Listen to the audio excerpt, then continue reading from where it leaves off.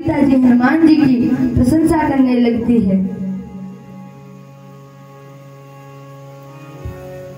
अति लक्षण संपन्नं माधुर्य गुणभूषणं बुद्ध्या यष्टांगया युक्तं त्वमेवार्षि भाषितुम्। वीरवर, तुम्हारी वाणी उत्तम लक्षणों से संपन्न है। तुम्हारी वाणी बड़ी प्रिय है, बड़ी मधुर है। ऐसी वाणी केवल तुम ही बोल सकते हो। सूक्ष्मं श्रवणं चैव गृहणं धारणं तथा ऊहापोहोऽर्थ विज्ञानं तत्वज्ञानं च धीगुणा। नमस्कार, पहला प्रणाम। मेरा नाम है दान सिंह रोतेला, उत्तराखंड देवभूमि से। तो करते अपने ब्लॉग की शुरुआत दिखाते हैं आपको कुछ खास बात। रोज़ की तरह उम्मीद रहती है, कृपया चैनल को सब्सक्राइब कीजिएगा, कमेंट बॉक्स में कमेंट कीजिएगा और अधिक से अधिक लाइक और शेयर जरूर कीजिएगा। तो करते हैं स्टार्ट।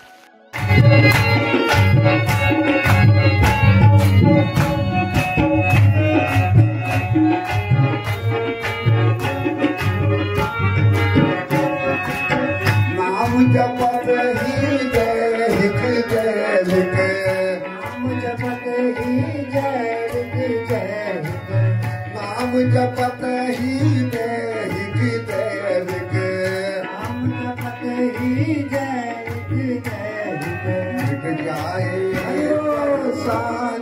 राम राम जपते। श्री हनुमान जी राम जी की आज्ञा का पालन करते हुए अशोक वाटिका की तरफ जाते हैं। सभी निशाचर हनुमान जी का स्वागत करते हैं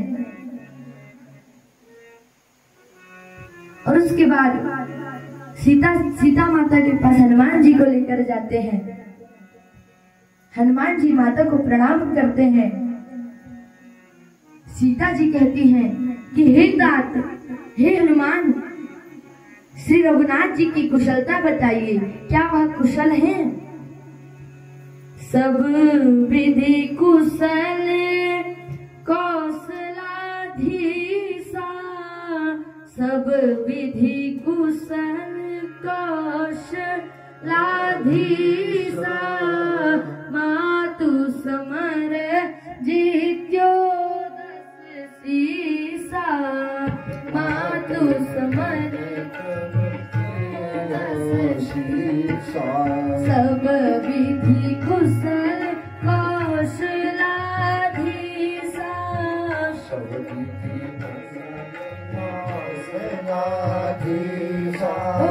मातु समर जी।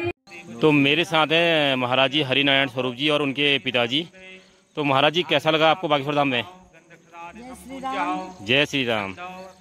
बागेश्वर धाम में हमको बहुत अच्छा लगा। भगवान की कृपा बनी रहे तो हम आगे इधर ही बसेंगे। और इधर ही बसने का है। हाँ। तो महाराज जी को ना हमारा गांव बहुत अच्छा लगा और महाराज जी कह रहे कि इधर ही हम अपनी कुटिया बनाएंगे या इधर ही हमारा बसने का इरादा है, बोल रहे हैं।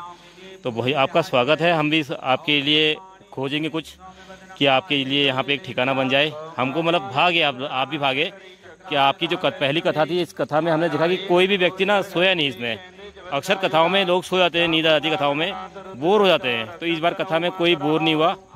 तो और बताइए महाराज जी, मतलब आगे का क्या है फिर उद्देश्य? अभी तो पढ़ाई चल रही है। अभी कौन सी क्लास में? अभी हम पूर्व मध्यमा द्वितीय वर्ष। अच्छा, द्वितीय वर्ष। वैसी भाषा में 10th में। तो 10th में है, देहरादून में पढ़ रहे अभी। और महाराज जी के जो पिताजी का स्वभाव है वो भी काफ़ी अच्छा है।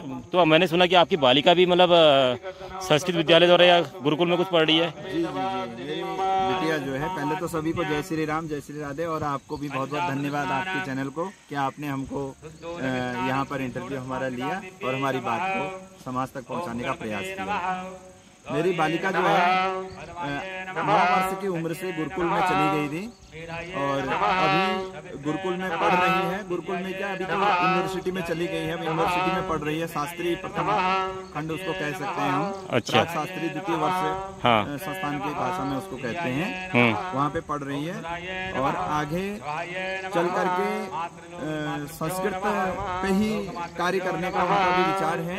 व्याकरण, वेदांत इत्यादि इन जैसे महाग्रंथों पर इनका कार्य करने का विचार है। और अपने क्षेत्र में जो हमारे ये पर्वतीय क्षेत्र है, कुमाऊं क्षेत्र है, इस क्षेत्र में एक ये परिकल्प लेकर के चल रहे हैं कि एक गुरुकुल भविष्य में खोलेंगे और उसमें सभी वर्ण धर्मों के, उसमें ब्राह्मण, क्षत्रिय, वैश्य इत्यादि जो भी हमारे सभी वर्ण हैं, संपूर्ण वर्गों के वर्णों के जो है बच्चों को संस्कृत का ज्ञान देंगे। लोग संस्कृत को लेकर के कंफ्यूजन में हैं, मैं आपको बता दूं। बिल्कुल। लोग ये सोचते हैं कि संस्कृत पढ़ करके केवल पंडिताई कर सकते हैं, पूजा पाठ कर सकते हैं, कथा भागवत कर सकते हैं। मैं उन सभी लोगों को जिनको इस प्रकार की जिनकी मानसिकता है या जिनकी ऐसी सोच है या जिनको इतना ही पता है, उन सबको ये बताना चाहूंगा कि संस्कृत पढ़ करके आप एक IAS अफसर बन सकते हैं। बिल्कुल। आप UPSC क्रैक कर सकते हैं, आप प्रोफेसर बन सकते हैं, आप नेट GRF PhD क्रैक कर सकते हैं और अन्य अधिकारी भी आप बन सकते हैं। बिल्कुल। संस्कृत एक भाषा है, न कि केवल पूजा पाठ यज्ञ अनुष्ठान का ही एक जरिया है। बिल्कुल। हम ब्राह्मण हैं, हमारे सनातन धर्म में ब्राह्मण को कर्मकांड, यज्ञ अनुष्ठान और वेद का पाठ करने का एक विधान बताया है। हाँ। तो वेद के पाठ का विधान हर किसी को नहीं है, क्योंकि वेद की जो ध्वनियां हैं, जो वेद की ऋचाएं हैं, उनको पाठ करने का, उनका जो उच्चारण करने का जो तरीका है वो 8 प्रकार का है। बिल्कुल। उसमें जटा, माला, शिखा, रेखा इत्यादि करके 8 प्रकार से वेद की ध्वनियों का उच्चारण होता है, पाठ होता है, जिसमें से वाइब्रेशन निकलता है और वो वाइब्रेशन हमारे लिए लाभदायक होता है। बिल्कुल। तो इसलिए ये इसके लिए गुरु की सानिध्य में रहना अनिवार्य होता है और एक जेनेटिक भी चलता है। बिल्कुल। पूरा। तो उस आधार पर इसमें स्वर चलते हैं, हस्त स्वर चलते हैं, उसके आधार पर वेद पाठ होता है। उसके अलावा किसी भी वर्ण का आदमी, चाहे वो ब्राह्मण हो, क्षत्रिय हो, वैश्य हो और हमारे जो है शूद्र भाई हो, जो भी है, मतलब तो कोई ऐसी समाज कोई भी पढ़ सकता है संस्कृत को। संस्कृत में व्याकरण होती है, उसमें शब्द बनते हैं, हर शब्द का सही उच्चारण और जो हमारे हम अ, आ, ई, उ, ए, ऐ इत्यादि जो अक्षर पढ़ते हैं, स्वर पढ़ते हैं, व्यंजन पढ़ते हैं, वे हमारे शरीर के भीतर से, मुंह से, दांत से, जिह्वा से, तालू से, कंठ से, सब जगह से निकलते हैं। तो इनका उच्चारण का ज्ञान होना अनिवार्य है, तो वो व्याकरण से आता है। चलो, मैं आपकी थोड़ा बात को भी काटूंगा। मैं ये चाहता हूँ कि महाराज जी, जब इधर को आपको कथा के लिए फिर आमंत्रित किया जाए, कभी किसी ने अपनी इंडिविजुअल कथा की, तो कथा का चार्ज क्या होगा? देखिए, हम आपको एक बात बताएं, हम ब्राह्मण आदमी हैं और गुरुकुलों में पढ़े हुए हैं और गुरु के सानिध्य में बचपन से रहे हैं। हमको गुरु ने एक ही ज्ञान दिया है। हाँ। कि ये हमारा पारंपरिक धर्म है। हाँ। ये अपने धर्म को व्यक्ति कभी बेचता नहीं है। सही बात। अपने धर्म का कभी मोल नहीं लगाता है। हाँ। तो यानी कि ये सीधी सी बात है कि कभी भी हम किसी भी, चाहे हम किस लेवल पे पहुंच जाएं, कभी भी अपनी कथा का कोई मोल नहीं लगाएंगे। ठीक हो गया। मुट्ठी बंद करके आप हमको एक फूल दे दो, एक पत्र दे दो, जो आपकी श्रद्धा है वो दे दो, हम भगवान की कथा को गाएंगे। ये सौभाग्य हमें मिला है इस मानव जीवन में आकर के कि भगवान की कथा को गाने का सौभाग्य मिला है और ऐसा सौभाग्य हर किसी को नहीं मिलता है। तो हम भगवान की कथा गाएंगे और भगवान हमको ऑटोमेटिक देंगे जो देंगे। तो जितने भी मेरे सब्सक्राइबर हैं, व्यूअर्स हैं, उनसे भी कहूँगा कि कथा का अवसर अगर आप कथा कराते हैं कहीं भी अपने गाँव में, तो हमारे बाल कथावाचक श्री हरिनारायण स्वरूप स्वामी जी हमारे, तो इनको सेवा का मौका दें, क्योंकि इनकी कथा हमने सुनी है इस बार और देखी भी है, तो काफ़ी हमें तो अच्छा लगा। क्षेत्र की जो जनता है वो भी काफ़ी खुश है इस बार, काफ़ी खुश। मैं एक बात कहना चाहूंगा, हाँ, हमारा व्यक्तिगत कोई चार्ज नहीं होता। अब जैसे साउंड है, हाँ, आपसे यही निवेदन वो जो संगीत वाले हैं, साउंड सिस्टम है और जो एक संगीत वाले जो हैं, हाँ। जैसे आजकल ऑर्गन है, तबला है और पियानो इत्यादि अन्य बहुत सारी चीजें, बांसुरी इत्यादि चलती हैं। तो आप जैसा चाहोगे, देखिए उनके लिए आपको थोड़ा बहुत चार्ज करना पड़ेगा, खर्चा देना पड़ेगा, क्योंकि वो लोग भी बहुत मेहनत करते हैं। सही बात है। और उसके बाद वो सीखते हैं, क्योंकि आजकल जो सीखने का जो चार्ज है, अभी आपके सामने बाल व्यास जी हैं, ये स्वयं शास्त्रीय संगीत को भी सीख रहे हैं। इनकी कम से कम 5,500 रुपये फीस है महीने की। अच्छा। महीने की फीस, जिसमें केवल हफ्ते में 3 दिन ये सीखते हैं। तो हफ्ते में 3 दिन के हिसाब से आप लगा सकते हैं। 4 हफ्ते होते हैं, 4 3 12 दिन सिखाया जाता है। 5-5.5 हज़ार रुपये चार्ज लगता है। तो ये बाल ब्याह जी जो है 4-5 घंटे वहाँ पे बैठते हो, कैसा लगता है आपको बैठने में? आनंद आता है, आनंद भगवान की कथा गा रहे हैं। आनंद आता है। थकते नहीं हो कभी? मतलब कभी ऐसा नहीं कि मतलब पीठ दर्द हो रहा है या कुछ दर्द हो रहा है? ना ऐसा नहीं है, आपने भी देख ही रखा है। हाँ, तो हमें तो आनंद आता है कि आप 4-5 घंटा वहाँ पे बैठते हो ना, आपको देखने में आनंद आता है हमको तो वहाँ पे। तो हम आपको देखे रहते हैं कि क्या एक्टिविटी कर रहे हैं, कैसा कर रहे हैं, तो आप खुद मतलब मंद मंद मुस्कुराते रहते हो और मतलब लगे रहते हो।